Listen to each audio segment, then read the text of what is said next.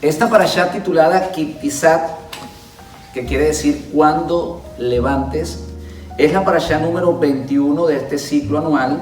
Comprende del capítulo 30 de Éxodos, versículo 11, al capítulo 34, versículo 35. Como les dije, el tema principal de esta enseñanza es el pecado por la fabricación del becerro de oro.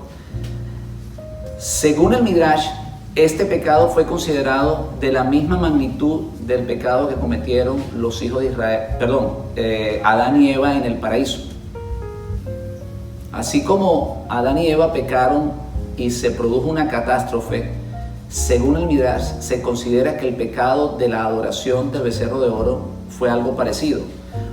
Por primera vez en el paraíso, como les expliqué antes, se estaba formando la raza humana para vivir en obediencia a la palabra de Dios, y aquí en este momento Dios le estaba entregando la palabra al pueblo de Israel para que fueran luz a las naciones y para que llevaran esa palabra al resto del mundo, o para que llevaran la ley al resto del mundo. Recordemos, hermanos, que la palabra es ley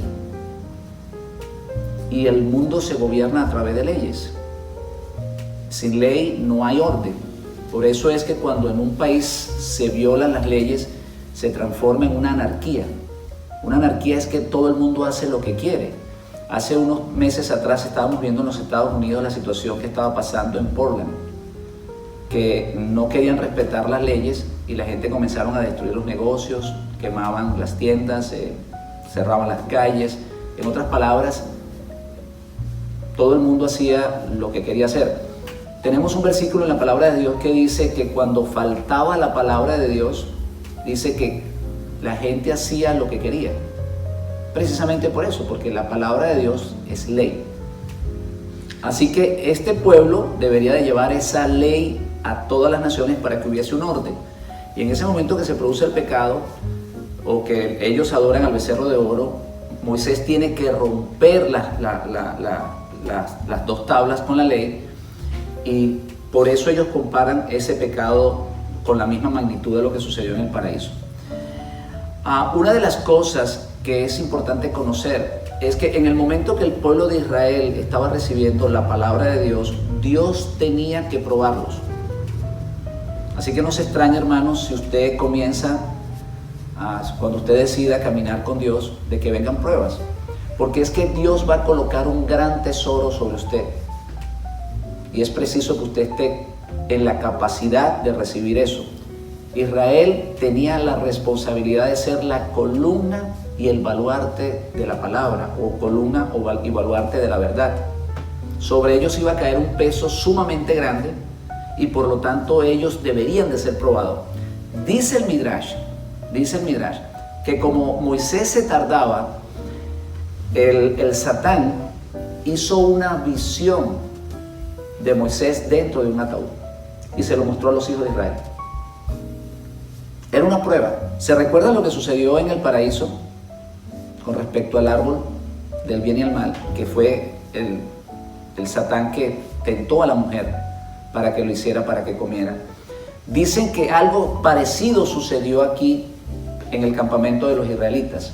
Cuando Moisés estaba arriba, Satán produjo una visión y los hijos de Israel podían ver a Moisés dentro de un ataúd muerto. Es por eso que los hijos de Israel comienzan a decirle: fabrícanos dioses que vayan delante de nosotros, porque a este Moisés no sabemos qué le ha sucedido, probablemente no regrese más. Y eso fue una tentación del enemigo. Nosotros pudiéramos decir: ¿por qué esto Dios lo permite? ¿Por qué Dios permite estas cosas, hermanos? Bueno, precisamente por la gran responsabilidad que le estaba dando. Él quería comprobar que los hijos de Israel en ese momento estaban, aunque él lo sabía, él quería dárselo a conocer a los hijos de Israel. Lo que les estoy entregando es verdaderamente grande. Por eso, mis hermanos y amigos que nos miran, cuando ustedes están comenzando a estudiar la palabra de Dios, van a venir pruebas. Eso, la Biblia está llena de todo eso. En el momento que uno comienza a recibir esta gran verdad, comienza a recibir esta revelación, de igual manera comienzan los ataques del enemigo para comprobar si tú eres capaz de resistir lo que estás llevando.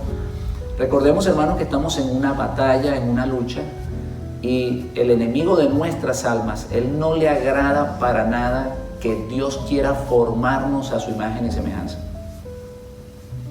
Así que él va a hacer todo lo posible, y mucho menos en este momento que Israel tenía la gran responsabilidad de llevar la luz a las naciones.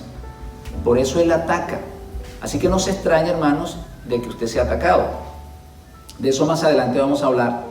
Pero en este momento los hijos de Israel miran esta visión, y esa es una de las razones por las cuales ellos insisten en que deben de construir el becerro de oro, porque consideran a Moisés que está muerto. Ya dijimos lo que dice el apóstol Pedro en 1 de Pedro, que el oro, que nuestra fe es aún más valiosa que el oro, y como tal debe ser probada con fuego. Cada persona que decide guardar la palabra de Dios y vivir bajo los mandamientos de Dios, en un momento va a ser probado, si no es que va a ser probado constantemente. Eso va a suceder en nuestras vidas, y es mejor que nosotros lo sepamos anticipadamente, porque como mejor ejemplo tenemos lo que le sucedió a nuestro Santo Maestro. Antes de él llevar la predicación que él tenía que hacer, antes de él llevar ese mensaje que tenía que llevar, él fue probado, él fue llevado al desierto y allá fue tentado por Satán. Y ustedes ya saben toda la historia de todo lo que él tuvo que pasar. Así que de la misma manera que él fue probado, también fueron probados sus discípulos. En una ocasión el Mesías le dice a Pedro que Satán se los había pedido. Satán me los ha pedido para zarandearlos. Hermanos, estas cosas quizás son difíciles de comprender,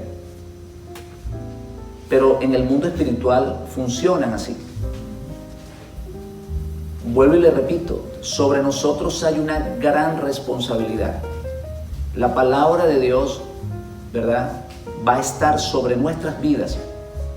Y la palabra de Dios es un peso muy grande. Es su palabra. Eso pesa demasiado. Imagínense que con la palabra de Dios se hicieron los cielos y la tierra. Así que cada uno de nosotros que hemos decidido llevar esa palabra, llevamos un peso muy grande. Y eso lo dice Pablo en 1 de Timoteo 3:15. Donde dice que la congregación o el pueblo de Israel es columna y baluarte de la verdad.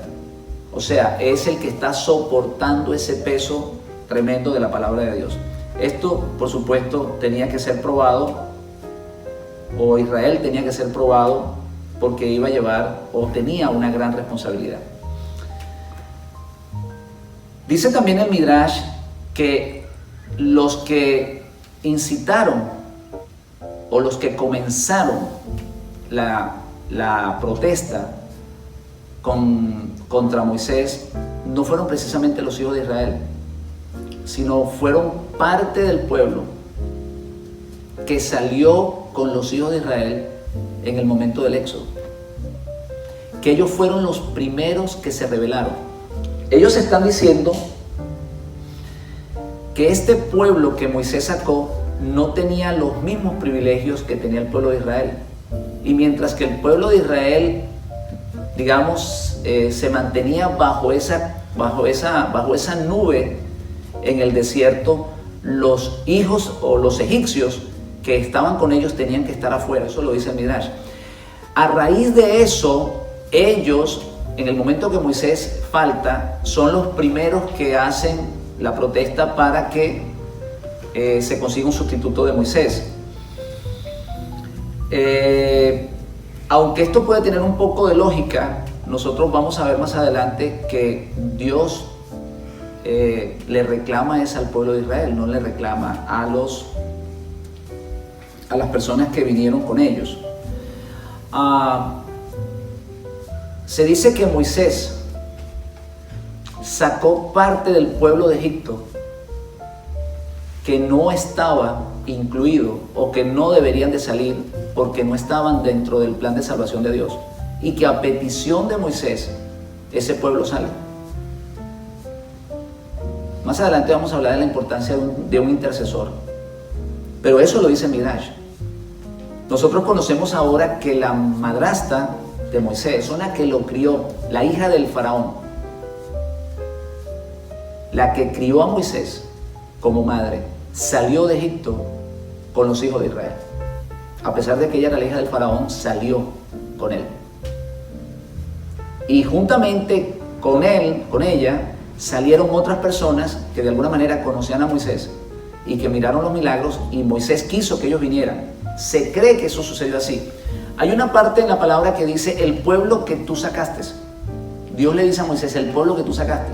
Y pareciera que en ese momento Dios le está diciendo, ese pueblo que tú sacaste, que lo sacaste juntamente con los hijos de Israel, ese es el que nos está causando problemas. Ellos supuestamente levantan la protesta y los hijos de Israel caen en esa tentación y también participan de la adoración del becerro.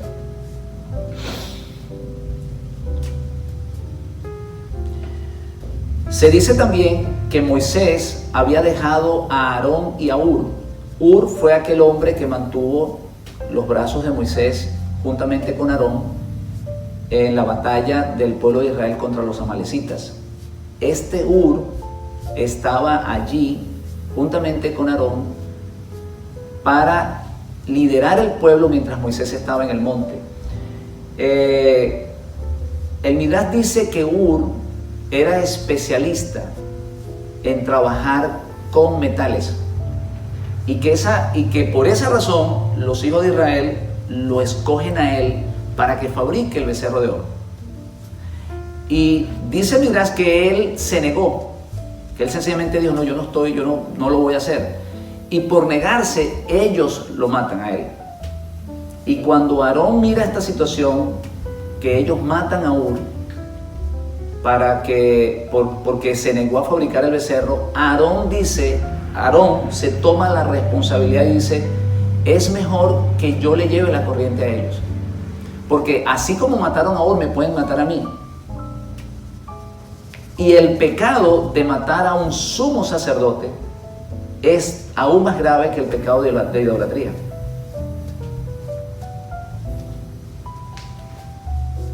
Por eso vamos a ver más adelante que cuando el pueblo se levanta contra Moisés, Dios envía un gran castigo al pueblo de Israel.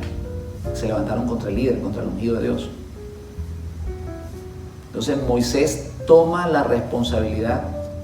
Aarón toma la responsabilidad de construirle el becerro y darle tiempo a que Moisés regrese para que ellos no cometan el asesinato contra el sumo sacerdote.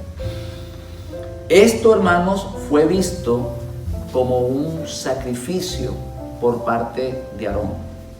En otras palabras, Aarón fue de alguna manera perdonado en vista de que él lo hizo con esa intención. Sin embargo, más adelante vemos que sus dos hijos mueren, y es porque en el momento de la fabricación del becerro intervinieron unos espíritus del mal para que así cuando él echara el oro en el fuego, se apareciera un becerro, porque eso es lo que dice Aarón, yo tiré el oro en el fuego y apareció un becerro de oro. Entonces eso quiere decir que en ese momento actuaron las fuerzas del mal y Dios también permitió eso. Otra de las cosas que yo particularmente creo que Dios permitió la construcción del becerro de oro es para demostrarle el gran amor que Dios le tenía a su pueblo. Como les explicaba la otra tarde, la tarde pasada o el jueves, el momento que Moisés estaba recibiendo la ley, en ese momento se estaba firmando el compromiso de bodas entre Dios y su pueblo. Y fue precisamente en el momento de su boda que el pueblo de Israel decide dejar a su esposo o engañar a su esposo con el antiguo amante, el becerro de oro. Ese acto es considerado de la misma manera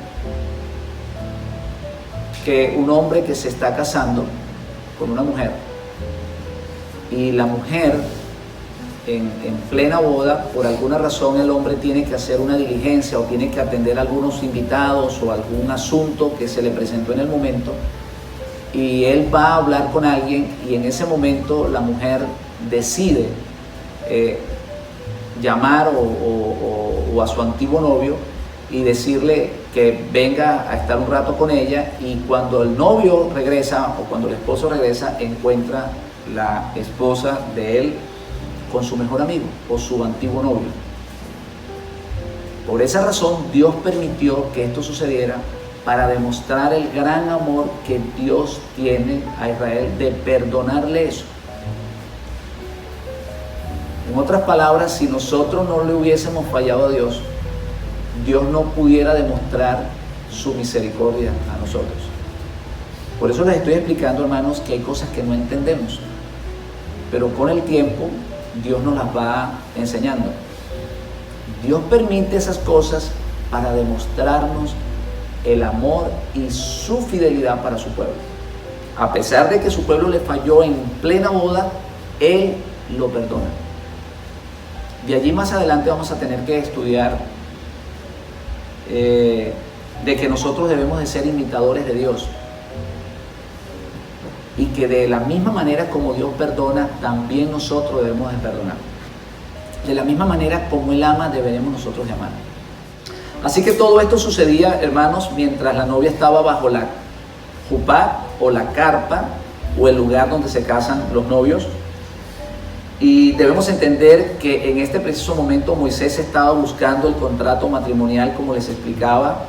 Y no solamente esto, en el momento que Moisés está buscando el contrato entre el esposo y la esposa, está toda la corte celestial presenciando el matrimonio. O sea que su esposa avergonzó a su esposo, no solamente en la tierra, sino en el cielo. Porque los ángeles y toda la corte celestial estaban pendientes de ese matrimonio que Dios estaba haciendo con su pueblo. Exactamente igual, de la misma manera que cuando se va a casar alguien y nosotros acostumbramos, o las personas se acostumbran de supuestamente traer una corte donde viene la madrina o viene la niña con el ramo de flores y viene el mejor amigo del novio y viene todas las doncellas. Así, exactamente igual estaba sucediendo en este momento. La corte celestial estaba presenciando ese gran evento del matrimonio entre el pueblo de Dios y el Eterno. Y allí, en ese momento que están todos pendientes, la novia lo traiciona. Aleluya. Esta es la razón, mis hermanos, esta es la razón por la cual nosotros entendemos la gran fidelidad de Dios. Si Dios fue capaz de perdonarle eso a su pueblo, es porque Dios amó realmente a ese pueblo, y por amor a la palabra que Él le había dado a sus padres, Él continúa con el proyecto de darle de nuevo la ley al pueblo de Israel, y de esa manera Israel mantenerlo en el pacto. Esto ha sucedido dos veces. Recordemos que esto ha sucedido dos veces. Moisés rompió la ley y tuvo que irla a recoger de nuevo al cielo. Y cuando el Mesías vino, el Mesías fue rechazado, y el Mesías tuvo que subir al cielo y traer de nuevo la ley. Cuando vino el Espíritu Santo, sencillamente Él estaba trayendo la ley, y esta vez no en tablas de piedra, sino para sembrarla en nuestros corazones. O sea que la historia se repitió. Por eso todo lo que está en el antiguo pacto sencillamente es una sombra de lo que iba a acontecer a través del Mesías. Hoy en día, mis hermanos, el Padre sigue buscando esa misma esposa que esté capaz de adorarle, de respetarle y de guardar sus mandamientos. Cuando nosotros hablamos, cuando leemos en la Biblia de que Dios es amor, inmediatamente nos imaginamos que es un Dios que permite cualquier cosa, que Él soporta todo, que Él permite todo, y por eso nosotros tenemos que vivir de cualquier manera, o podemos vivir de cualquier manera. Pero eso no es realmente lo que el apóstol Pablo, lo que el apóstol Juan está diciendo. Cuando nosotros miramos el acto de amor que Dios tuvo para con su pueblo de Israel, no podemos olvidarnos que allí se tuvo que hacer una expiación por el pecado. O sea, la ley fue regresada a los hijos de Israel, pero no antes sin haber una gran expiación y una mortandad en el pueblo. Allí fue donde se consagraron los hijos de Leví. O sea, cuando hablamos de que Él es amor, lo que la Biblia se está refiriendo a que Él está buscando a alguien que responda ese amor que Él tiene. No que Él soporta cualquier cosa, porque Él, así como es amor, también es fuego consumidor. O sea, Él no puede negarse a su palabra. Él perdonó, pero hubo que pagar, o el pecador tuvo que morir en ese día. Ese día murieron 3,000 personas. O sea, no fue que Dios se la pasó de gratis. Así que ese amor que es Él necesita ser correspondido de la misma manera. De allí lo que dice nuestro Santo Maestro, que Él está buscando adoradores en espíritu y en verdad. O sea, que le respondan al amor que Él tiene. Él no quería que su esposa en ese momento lo traicionara, vamos a decirlo de esa manera, con el becerro de oro. Hoy exactamente sucede lo mismo, hermano. Cuando nosotros decidimos buscar o unirnos a Él, debemos de serle fiel, corresponderle a ese amor que Él nos está dando. Eso es lo que quiere decir Juan. Hay que corresponderle de la misma manera, porque Él lo va a demandar. Eso es lo que está diciendo la palabra. Él busca adoradores en espíritu y en verdad. Él está demandando el amor que Él está dando.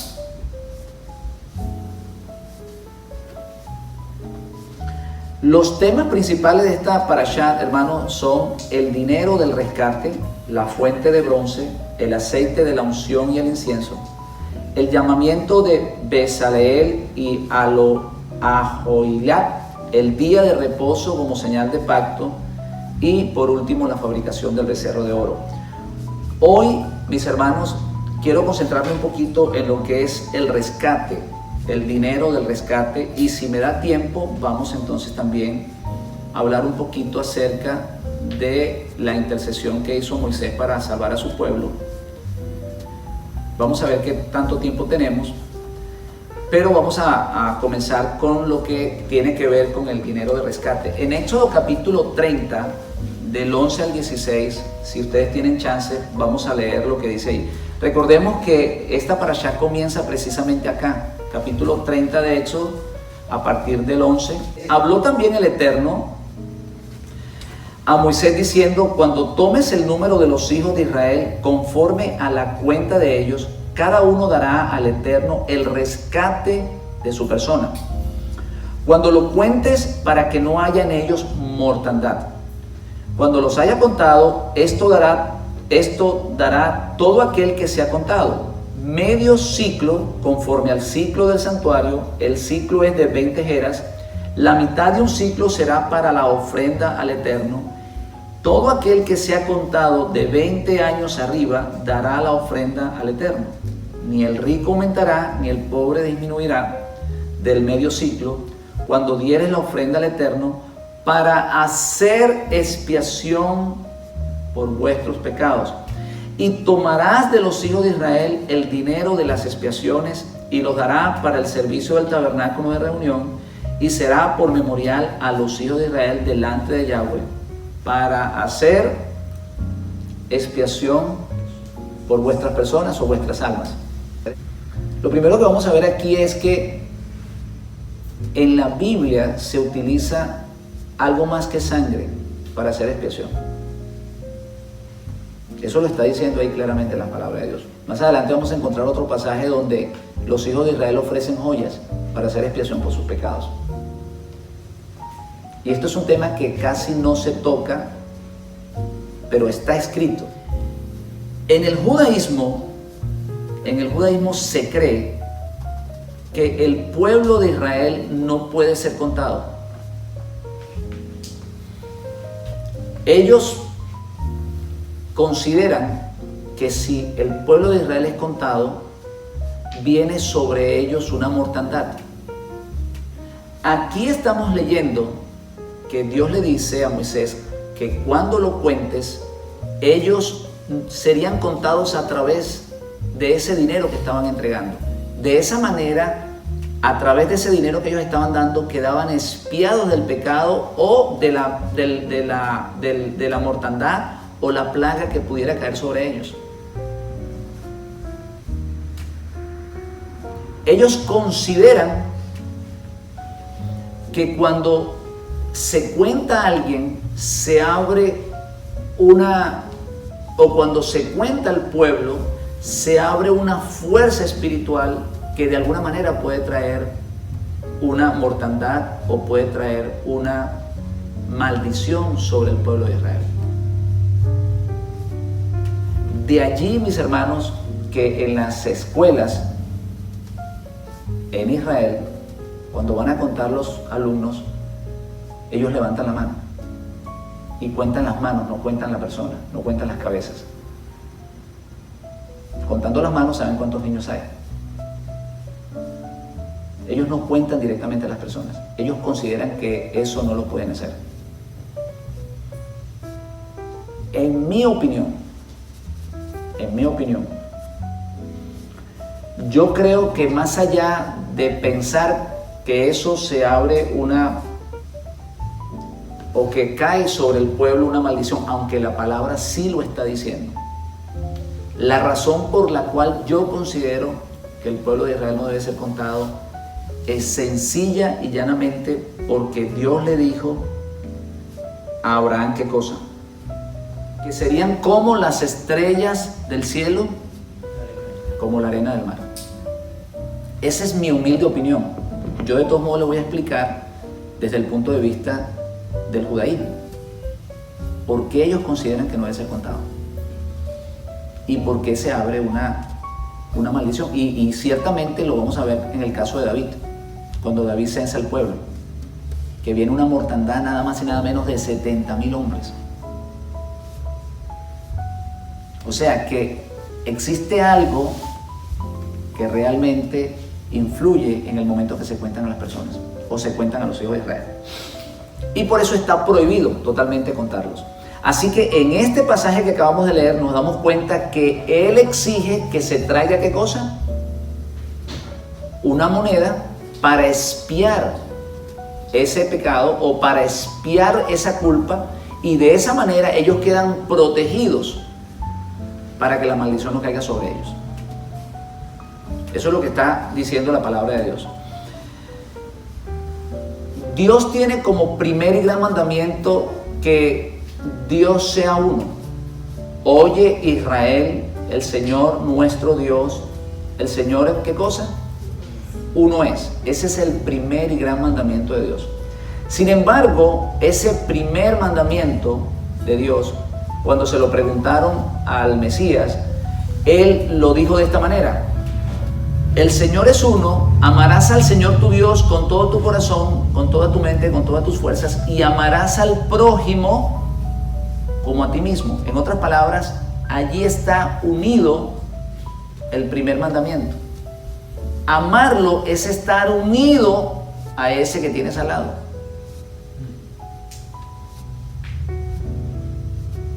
Es estar junto a Él, es apoyarlo, es tener un pensamiento juntamente con Él, un solo pensamiento con Él. Más adelante se lo voy a explicar. De allí que los judíos o los israelitas, aparte de decir el Eterno es uno, ellos dicen Israel es uno. Israel es uno. Precisamente por eso, porque ellos consideran que no pueden estar divididos. Cuando se cuenta a alguien, podemos cometer el error de dividir a esa persona sin querer. Por ejemplo, en el caso de las 12 tribus de Israel, eran 12 tribus, y cuando se contaban, a lo mejor los hijos de la tribu de Rubén, separados a los hijos de la tribu de Manasés, por decir algo, pudieran estar cometiendo el pecado de separarlos. Y como el propósito de Dios es que su pueblo esté unido, de allí pienso yo que Dios no permite que se cuenten a las personas. Nosotros vamos a ver en la Biblia varias cosas, varias partes que nos llaman mucho la atención. Y vamos a ver cuando dice, habían 600,000 hombres sin contar, ¿sí se dan cuenta? Sin contar las mujeres y niños. O sea que probablemente, según las escrituras, probablemente es cierto que no se debe contar a las personas. Y aquí acabamos de ver que para poderlas contar había que presentar ¿qué cosa? Medio ciclo en recompensa o en rescate o para hacer expiación por el alma de la persona. Esta situación de censar a las personas o de contar a las personas parece ser grave. En 2 de Samuel capítulo 20, ya les expliqué antes que murieron 70,000 personas. Algunos comentaristas bíblicos dicen que la razón por la cual vino la mortandad al pueblo fue porque David estaba contando con el apoyo de su pueblo y no con el apoyo de Dios. Él mandó a contar su ejército para ver qué capacidad de ejército tenía para poder luchar contra los enemigos. De allí que los comentaristas dicen, y algunos estudiadores de la Biblia, que el error de David no fue censarlo, sino la razón por la cual lo censó. Yo no comparto mucho eso. ¿Por qué? Porque aquí vemos en estas escrituras, en esta porción de la palabra, que Dios sí mandó hacer expiación antes de contarlo. Así que el pecado de David pudo haber sido ese, pero también pudo haber sido que él no se percató de cumplir el mandato de Dios, de que si quería contar a su pueblo, él tenía que presentar una ofrenda para eso. Esto suena como un poquito diferente a lo que nosotros hemos oído, pero eso está aquí en la Biblia, mis hermanos. Eso está allí. Si ustedes se leen el capítulo 24 de Samuel, 2 de Samuel, ustedes se dan cuenta de que David fue,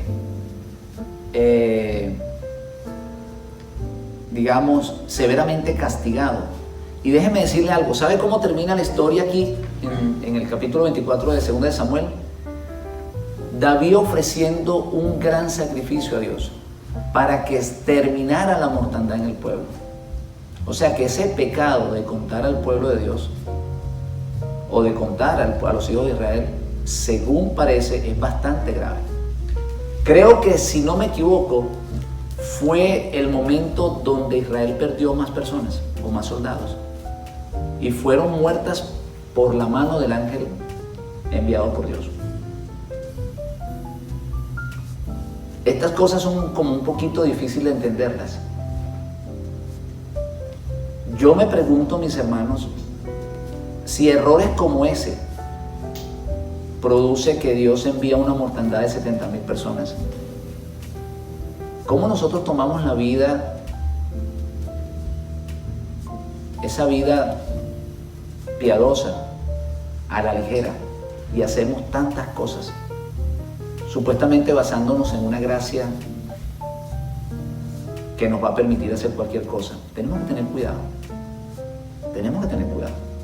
Porque si Dios actuó con su pueblo por pequeños errores de una manera tan severa como esta, ¿cómo nosotros podemos vivir una vida ligera, sin compromiso, violando los mandamientos, basados en una supuesta doctrina de la salvación a través de la gracia? En otras palabras, a Israel le tocó todo lo malo, a nosotros nos toca todo lo permisivo. Como queriendo decir, nosotros podemos vivir como nos da la gana porque nosotros estamos viviendo bajo la gracia. No, hermanos. Si él no tuvo, digamos, si no le permitió a su esposa cometer estos tipos de errores, nosotros tampoco podemos hacerlo, hermano. No lo podemos hacer. Eso tenemos que tenerlo bien claro. Por eso les estoy diciendo, yo les estoy hablando del Dios de la Biblia. No les estoy hablando de otro Dios, les estoy hablando del Dios de la Biblia. Dios es un Dios severo, celoso. Y su palabra es inquebrantable. Por eso les estoy diciendo que, en mi opinión personal, el hecho de que Él haya decretado que los hijos de Israel no podían ser contados, porque eso se lo dijo Abraham, esa palabra se transforma en una ley. ¿Se acuerdan lo que les he estado explicando todos estos días? Que en el momento que Dios habla, su palabra se convierte en una ley. ¿Sí recuerdan eso? Cuando Él dijo, háganse las estrellas, ¿qué pasó? ¿Se hicieron o no se hicieron? Se hicieron. En otras palabras, su palabra es poder y es ley. Él fabrica cosas a través de su palabra. De igual manera, si tomamos en consideración eso, cuando Él dijo, los hijos de Israel no podrán ser contados, en ese momento Él decreta una ley. Y Moisés está recibiendo esa orden directamente de parte de Dios. De esa manera, el resto de las generaciones que venía detrás de Moisés conocía perfectamente esa ley. ¿Y saben por qué? Porque en el capítulo 24 de 2 de Samuel, usted se va a dar cuenta que el general de David le dice, mi señor, por favor, no haga tal cosa. O sea que ellos sí lo sabían. Ellos sabían que no podían ser contados. Léanse el capítulo 24 de Samuel, no tenemos tiempo ahorita, 2 de Samuel, léaselo para que ustedes vean que en el momento que David le dice a su general que cuente a sus soldados, él le dice, Señor mío, no hagamos eso. Y el Midrash dice que este hombre comenzó con una cierta tribu pensando que ellos se iban a rebelar y a decir, no hagamos eso, sin embargo ellos permitieron. Y luego pasaron a las otras tribus y todas las tribus permitieron que fueran contadas. Y ustedes van a ver, hermanos, que se levanta una mortandad tremenda. 70,000 hombres cayeron ese día.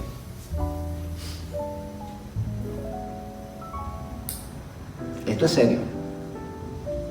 Y más adelante termina el capítulo diciendo que David, ¿verdad? En ese momento interviene el profeta y le dice a David, ofrece un sacrificio. Y allí en ese momento es donde David compra un pedazo de tierra, que aunque ustedes no lo crean, supuestamente esa es la tierra donde se construyó el templo de Israel, donde más adelante Salomón construyó el templo. Cuando las tribus de Israel se separaron, vino la desgracia primeramente para las tribus del norte, y luego vino la desgracia para las tribus del sur. ¿Por qué razón? Porque Dios había establecido que solamente en el templo era la adoración. Y ya expliqué antes de que Jeroboam, con temor a que el pueblo regresara a las tribus del sur y se quedaran allá, y se quedara en Judá, él le fabrica 2 becerros. Y allí comienza a pecar. Porque él comienza a fabricar 2 becerros y a decirle a los hijos de Israel que esos eran los dioses que lo habían sacado de Egipto. Así que eso fue producto de una separación. Si ellos hubiesen estado unidos, no hubiese pasado eso. Pero como le entró al corazón del rey del norte el miedo de que se regresaran de nuevo para la tribu del sur o para Judá, entonces él lo primero que hace es separar. La separación nunca viene de parte de Dios. Por eso es que no importa, no me interesa a qué organización pertenezcas, no me interesa que digas que eres buen hijo de Dios, no me importa que digas lo que digas. Si tú separas, tú no eres de parte de Dios. Toda persona que separa no viene de parte de Dios. Toda persona que divide no puede venir de parte de Dios. Todo eso no procede de parte de Dios, porque Dios siempre está buscando la unidad. Siempre. Una persona que diga que es muy piadosa y que no pueda hablar contigo y que no quiera conversar contigo y que se vaya y que te quiera tener separado y que nunca pretenda de alguna manera estar unido a ti o de conversar o de compartir, esa persona no puede ser, ese espíritu no es el espíritu de Dios. Yo les he enseñado a ustedes, hermanos, que cuando una persona se vaya de aquí, nunca le den la espalda, nunca se escondan, denle la mano, porque el que hace eso es Satanás. Cuando la persona llega y se va y no te quiere dar la mano y no quiere ser más tu amigo y tiene rencor contra ti, eso no viene de parte de Dios, mis hermanos. Por favor, eso no puede. No importa lo que diga, él puede decir que él tiene una iglesia, que él va, todo lo que él pueda decir, todo eso es una farsa, una mentira. Porque va en contra de los principios básicos de Dios, que es la unidad del cuerpo.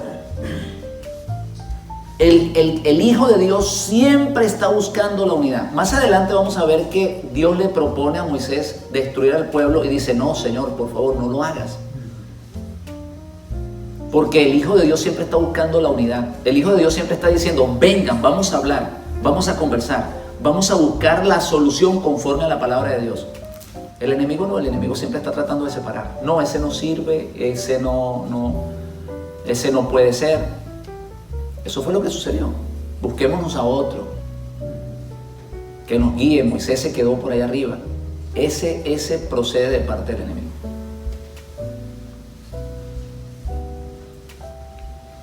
Ezequiel 37, 19 al 22.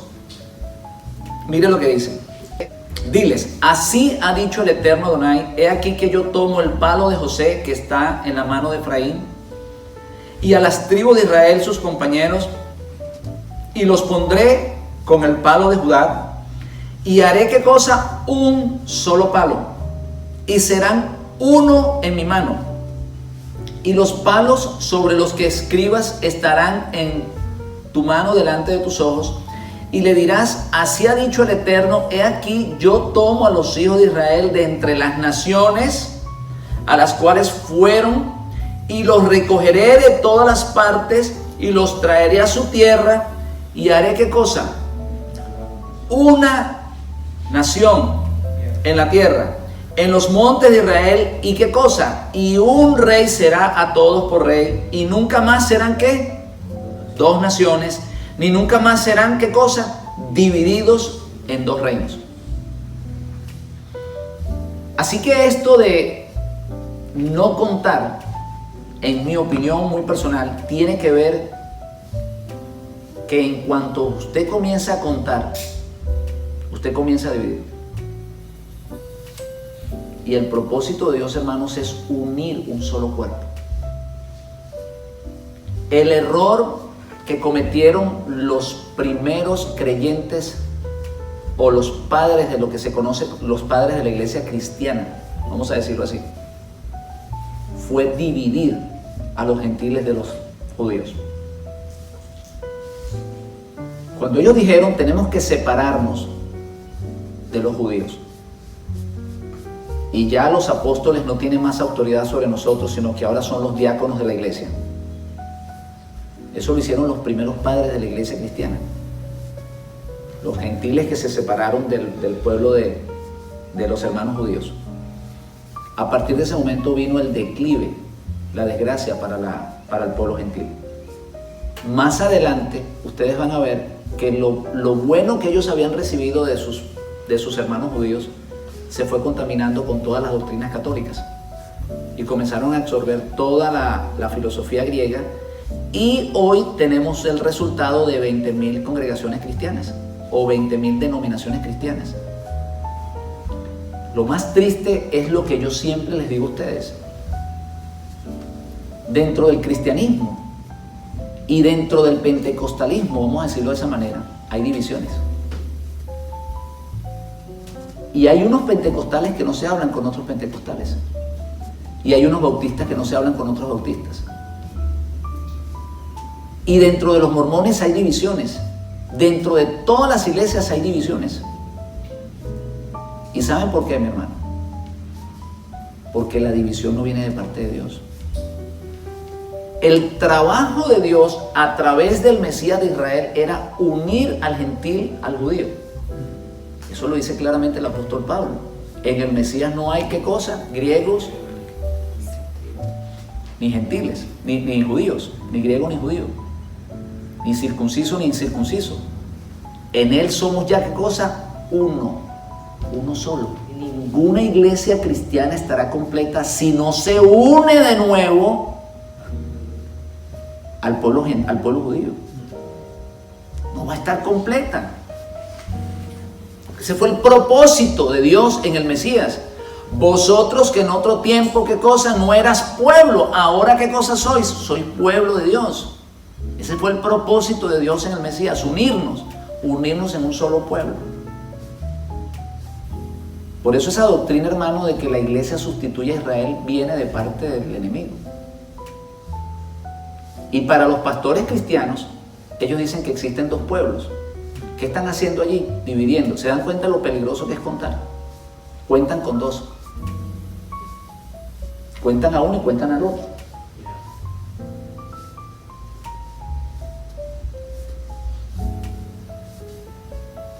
Yo les digo esto, hermano, porque esto es lo que yo interpreto de la palabra de Dios. Dios quiere un pueblo unido. Por eso yo le digo siempre a las personas, hermano, siéntese un momentico, oiga la palabra. Y si usted considera que lo que yo estoy predicando no está conforme a las Escrituras, pues usted puede tomar su decisión, pero oiga la palabra. Porque es que nosotros no tenemos ninguna intención de separar a nadie. Todo lo contrario, de unirnos. Ese es el propósito nuestro acá, unir a la gente. Ese es el propósito de Dios. Usted no puede separar, usted no puede tener ese pensamiento. Uno debe estar siempre en disposición de unirse. Por eso dice la palabra, debes de perdonar a tu hermano. Si cometió una falta, perdónalo. Pero que estén unidos siempre, no separados. ¿Tenemos nuestra diferencia? Bueno, tenemos nuestra diferencia, pero ¿qué cosa? Unidos. Es como una familia. En una familia siempre hay diferencias. Hay roces, pero debemos de permanecer unidos. Mis hermanos, el hecho de que el Mesías no contara con el apoyo de su pueblo, ¿qué sucedió? No pudo establecer el reino de los cielos. No lo pudo hacer. Esa es la razón por la cual Dios tiene que hacerlo directamente. Por eso le dice al Mesías, siéntate aquí un momentico que yo voy a resolver todo este problema. Yo voy a poner a todos tus enemigos por debajo de tus pies. Por eso es que el establecimiento del reino de los cielos vendrá ahora con poder y gloria, con ángeles, con el poder de Dios, para destruir al maligno, para destruir a todo aquel que se oponga a Dios. Porque el propósito de Dios, hermanos, es la unidad de su pueblo. La unidad de su pueblo. Y todo aquel que quiera separar al pueblo de Dios será destruido. Nosotros tenemos que entender que debemos de unirnos al pueblo de Israel. Por ahí hay un versículo que en estos tiempos 10 gentiles se irán del tzitzit de un judío y dirán, iremos con él porque entendemos que el Dios de él es el Dios verdadero. Nosotros no podemos tener una casa aparte.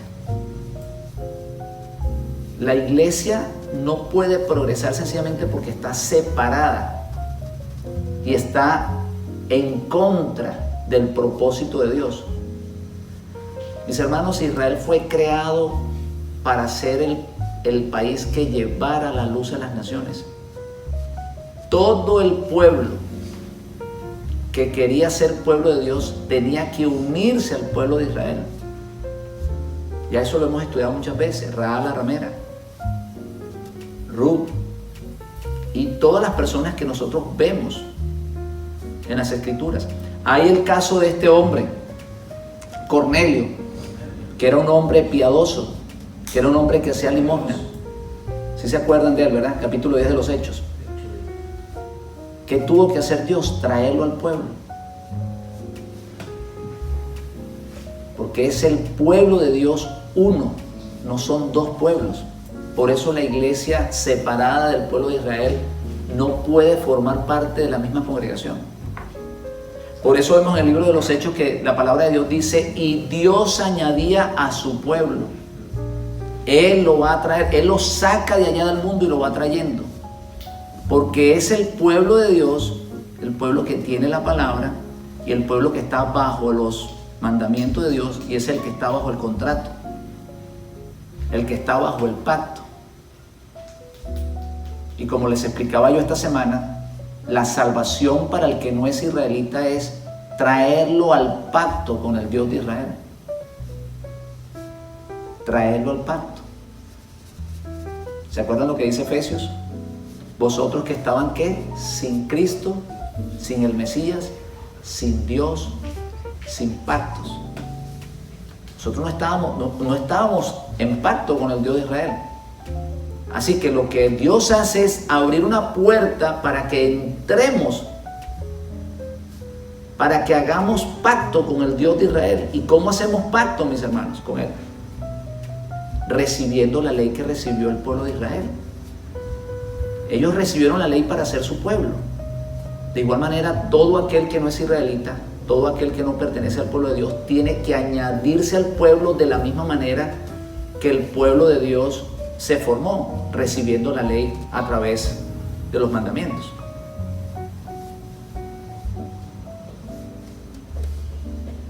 Todo pueblo que no quiera cumplir la ley no puede estar en pacto, está fuera.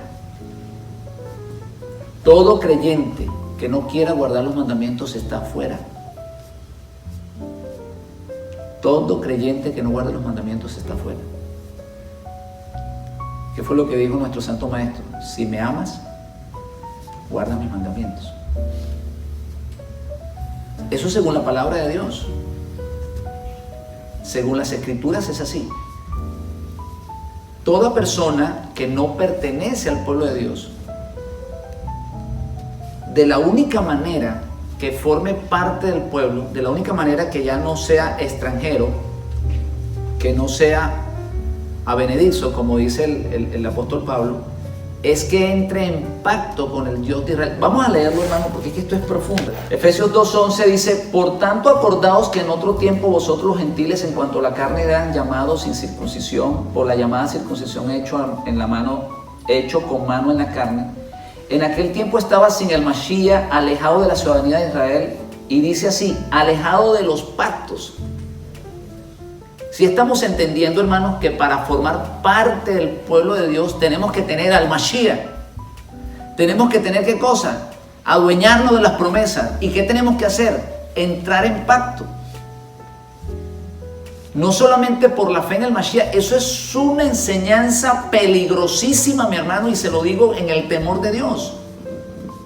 Hay creyentes que creen sencillamente que la salvación viene por creer que Jesús es el Mesías, o por creer que Jesús es el Salvador. Y basado en esa doctrina errónea tienen fundada su creencia, sin haber entrado en pacto con el Dios de Israel. Y aún el mismo Mesías le está diciendo: si tú me amas, guarda mis mandamientos, y ellos no lo entienden. Porque el problema no es de ellos, sino de los pastores que le enseñaron mal. Los pastores le dijeron que somos salvos por gracia, y que sencillamente por decir que Jesús es el Salvador, que con todo eso nosotros ya somos salvos. Tomándose un versículo mal interpretado de la Biblia en Romanos, de que si confiesas con tu boca que Jesús es el Salvador, eres salvo. Cuando eso se refiere exclusivamente al pueblo de Israel y al pueblo judío. Cuando él entiende que el Mashiach que Yeshua es el Mashiach, sencillamente él lo acepta como el Mashiach. Ellos no cambian de nada, sino solamente aceptar al Mashiach. Ellos no tienen que cambiar su religión porque ellos la tienen ya. Lo único que ellos necesitan es entender que Yeshua es el Mashiach, y que a través de los méritos del Mashiach el pueblo de Dios recibe un perdón de pecados. Nosotros no, mis hermanos, nosotros no solamente tenemos que aceptar que Él es el Mesías, tenemos que entrar en pacto con el pueblo de Israel, tenemos que dejar los ídolos, porque ellos no tienen ídolos, ellos tienen al único Dios verdadero, al Dios de Israel. Nosotros tenemos que empezar por hacer una limpieza, de botar todo lo que tenemos en la casa, todos los ídolos, todas las creencias, lo que hemos recibido en el mundo. Todas esas supersticiones que tenemos, todo eso hay que dejarlo.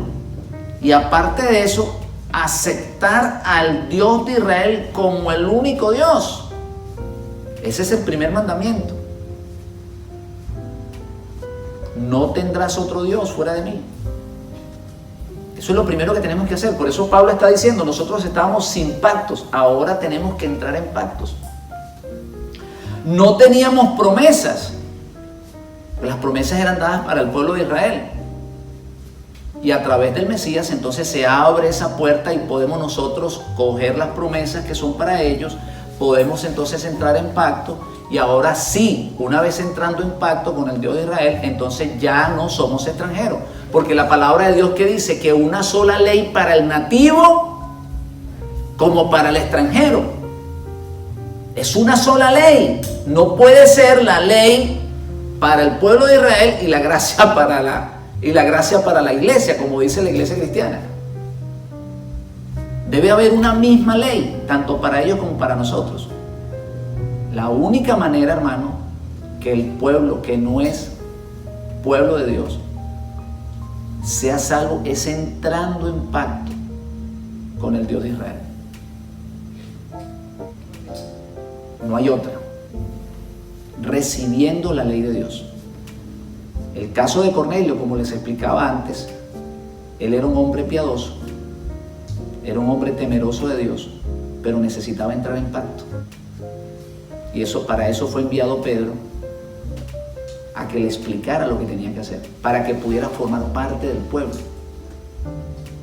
Hermano, lamentablemente nosotros hemos recibido, o lamentablemente lo que se conoce como el cristianismo, ha sido mal explicado, ha sido contaminado y ha contaminado el alma de las personas. Por eso es que por eso hay tanta división en la iglesia cristiana, por eso hay 20.000 denominaciones cristianas en todo el mundo. Por eso los mismos cristianos no se entienden. ¿Qué está pasando con el judío que no acepta al Mesías? ¿Qué está pasando? Por eso les estoy diciendo que la unidad es lo que Dios busca. En la historia del hijo pródigo, el padre trae al hijo menor y el hijo grande se queda afuera. No quiere unirse, no quiere estar en unidad con el padre y con el hijo. Se queda afuera. El padre tiene que salir afuera y traerlo. ¿Por qué? Porque el padre quiere la unidad de sus hijos. Eso es lo que acabamos de leer aquí en Ezequiel. Que hará de la tribu de Judá y la tribu de José un solo pueblo. No serán más dos. Entonces, no hay forma, mis hermanos, que nosotros entremos. No hay manera de que nosotros entremos o que formemos parte del pueblo de Dios separados del pueblo. No hay manera, no hay forma. Porque si el propósito de Dios es unir a su pueblo en un solo grupo, ¿cómo es posible que la iglesia quiera estar separada? Y supuestamente ellos tienen otra ley que no tenemos, que no tiene el pueblo de Dios. Ellos tienen algo que se llama la gracia. Y para el pueblo de Dios entonces le toca todo lo peor. Eso va en contra de las Escrituras. Si estamos entendiendo, hermanos, que para formar parte del pueblo de Dios tenemos que tener al Mashiach. Tenemos que tener, ¿qué cosa? Adueñarnos de las promesas. ¿Y qué tenemos que hacer? Entrar en pacto. No solamente por la fe en el Mashiach, eso es una enseñanza peligrosísima, mi hermano, y se lo digo en el temor de Dios.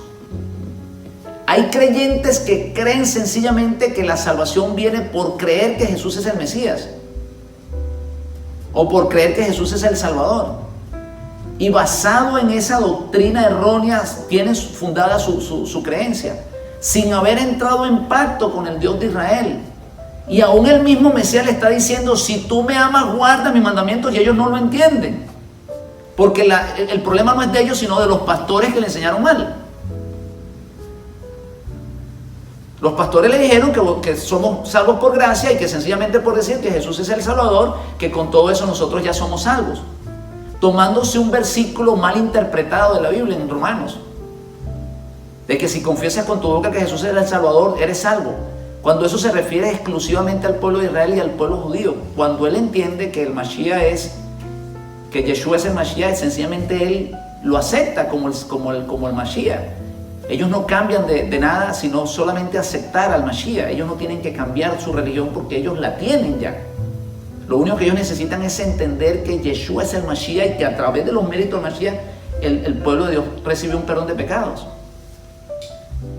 Nosotros no, mis hermanos, nosotros no solamente tenemos que aceptar que Él es el Mesías, tenemos que entrar en pacto con el pueblo de Israel, tenemos que dejar los ídolos, porque ellos no tienen ídolos, ellos tienen al único Dios verdadero, al Dios de Israel.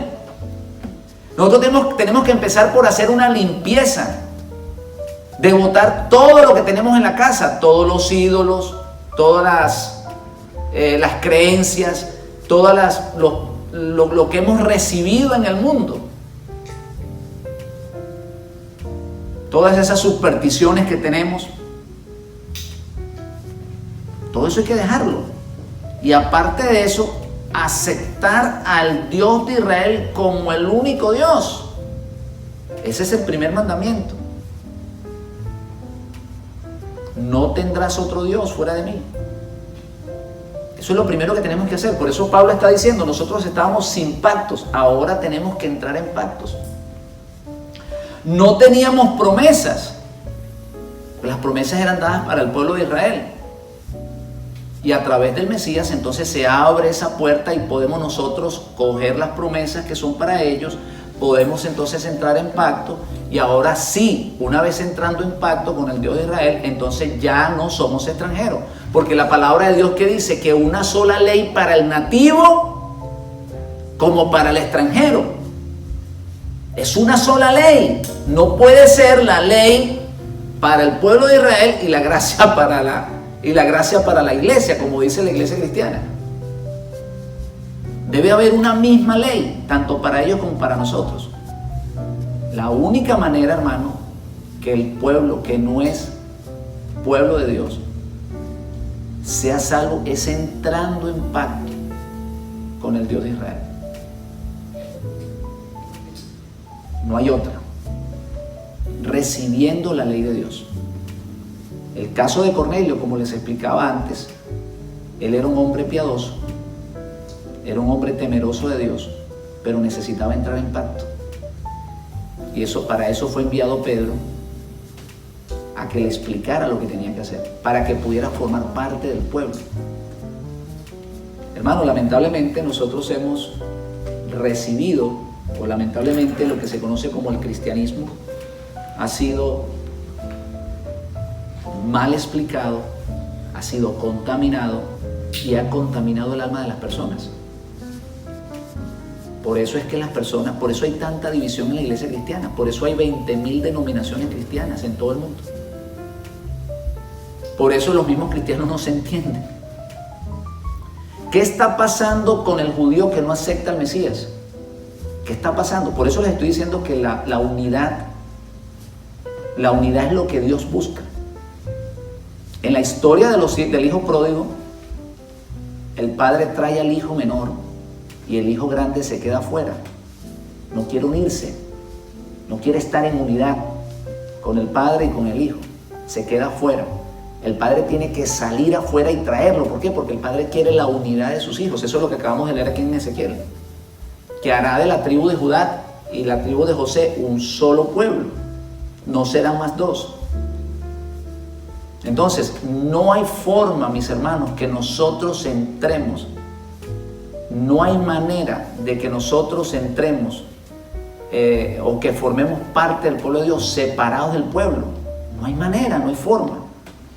Porque si el propósito de Dios es unir a su pueblo en un solo grupo, ¿cómo es posible que la iglesia quiera estar separada?